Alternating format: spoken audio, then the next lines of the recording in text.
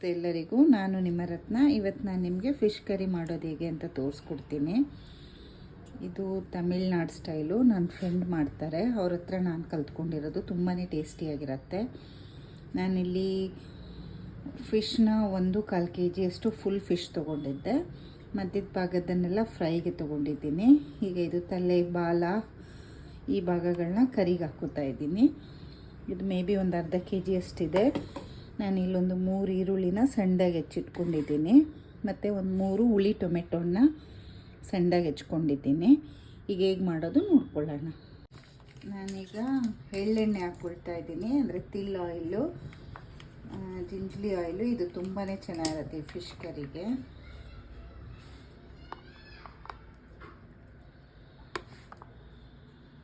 ಈಗ ಎಣ್ಣೆ ಕಾದಿದೆ. ಸಾಸಿವೆ 1 ಸ್ಪೂನು ಮತ್ತು ಸೋಂಪು ಅದನ್ನು 1 ಸ್ಪೂನ್ ಹಾಕ್ಕೊಳ್ಳಿ. ಈಕ್ವಲ್ ಅಷ್ಟೇ ಹಾಕ್ಕೋಬೇಕು ನೀವು. ಒಂದೆರಡು ಬೆಳ್ಳುಳ್ಳಿನ ಕುಟ್ಕೊಂಡು ಹಾಕ್ಕೊಳ್ಳಿ.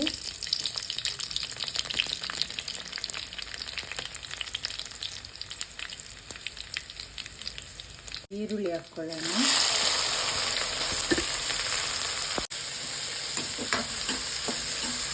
ಈರುಳ್ಳಿ ಚೆನ್ನಾಗಿ ಫ್ರೈ ಆಗಲಿ. ನಾನಿಲ್ಲಿ ಒಂದು ನಿಂಬೆಹಣ್ಣು ಗಾತ್ರದಷ್ಟು ಹುಣಸೆಹಣ್ಣ ನೆನೆಸಿಟ್ಕೊಂಡಿದ್ದೀನಿ.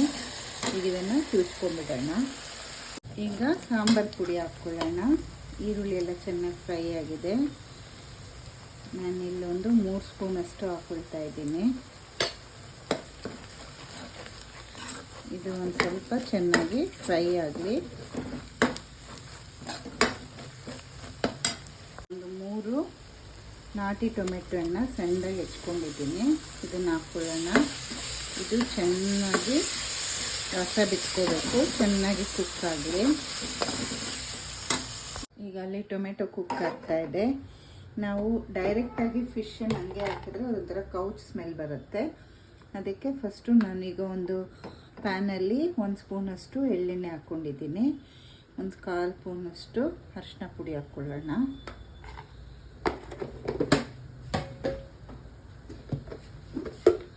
ಮತ್ತು ಒಂದು ಸ್ವಲ್ಪ ಉಪ್ಪು ಹಾಕ್ಕೊಳ್ಳಿ.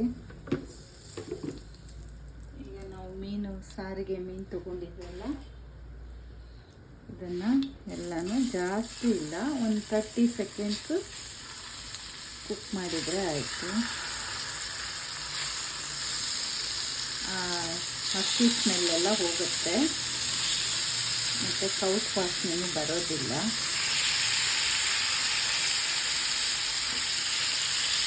ಹೀಗೆ ಒಂದು 30 ಸೆಕೆಂಡ್ಸ್ ಕುಕ್ ಆದರೆ ಸಾಕು.